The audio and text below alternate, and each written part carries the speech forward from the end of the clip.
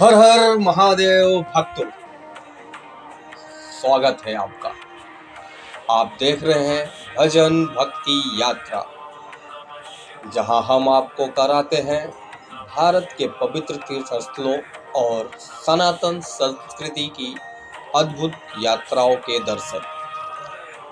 लेकिन आज के इस वीडियो की शुरुआत में आपसे एक सवाल करना चाहता हूं। क्या आप जानते हैं भगवान शिव का एक ऐसा ज्योतिर्लिंग भी है जहां स्वयं शिव जी अपने भक्त की पुकार सुनकर राक्षस का अंत करने प्रकट हुए थे। क्या आप जानते हैं कि द्वारिकाधीश की नगरी में स्थित एक भव्य ज्योतिर्लिंग केवल एक मंदिर ही नहीं बल्कि हजारों वर्षों पुरानी आस्था, भक्ति और चमत्कार का जीवंत कहानी है।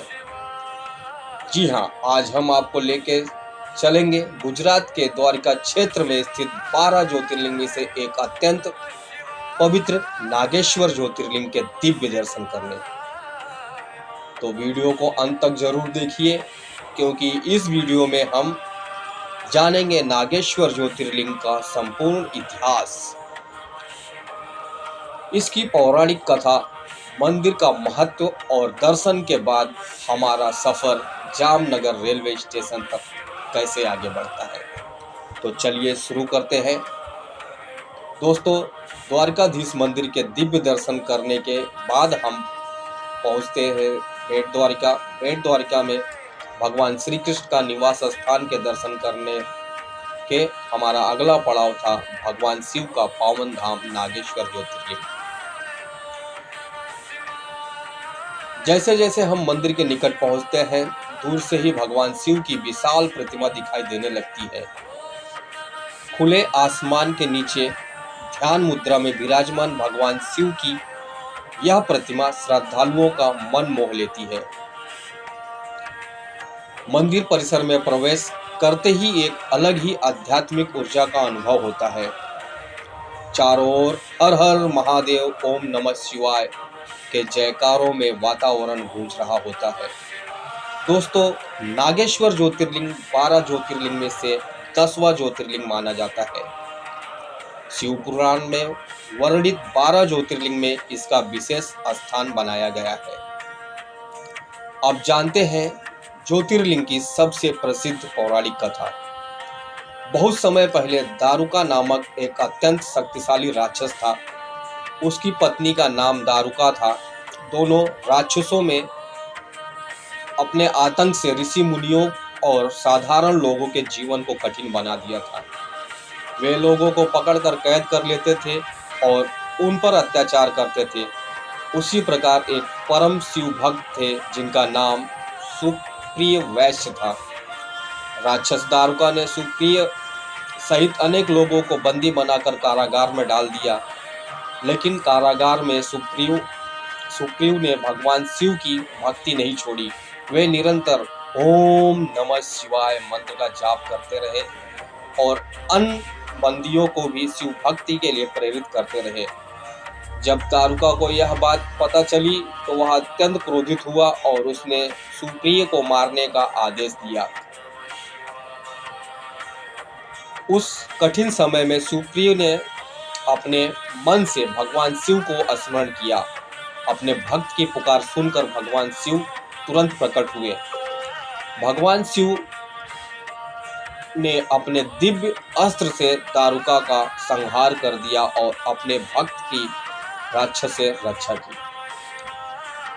इसके बाद भक्त सुप्रिय के अनुरोध पर भगवान शिव उसी स्थान पर ज्योतिर्लिंग के रूप में विराजमान हुए। यह ज्योतिर्लिंग आगे चलकर नागेश्वर ज्योतिर्लिंग के नाम से प्रसिद्ध हुआ।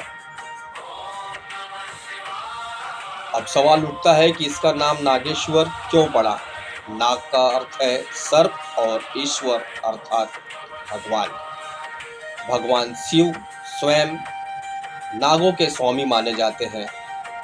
कहा जाता है कि ज्योतिर्लिंग की पूजा करने से सर्प दोष, काल सर्प दोष और अनेक प्रकार के भय दूर होते हैं।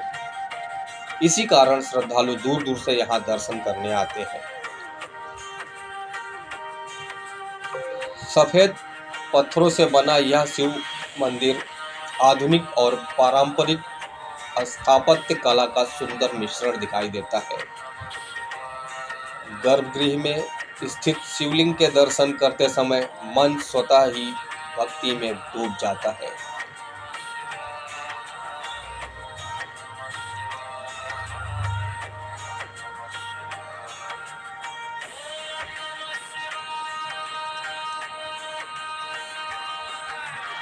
भगवान शिव की विशाल प्रतिमा के सामने बैठकर ध्यान लगाया और इस दिव्य यात्रा के अनुभव को अपने मन में संजोया। इसके बाद हमारी द्वारिका यात्रा का अगला चरण शुरू होता है। नागेश्वर ज्योतिर्लिंग से हम जामनगर की ओर रवाना होंगे और नागेश्वर ज्योतिर्लिंग से जामनगर रेलवे स्टेशन की लगभग दूरी 135 से 140 किलोमीटर के आसपास पड़ती है, जिसे सड़क मार्ग से तय करने से लगभग 2.5 से 3 घंटे का समय लगता है।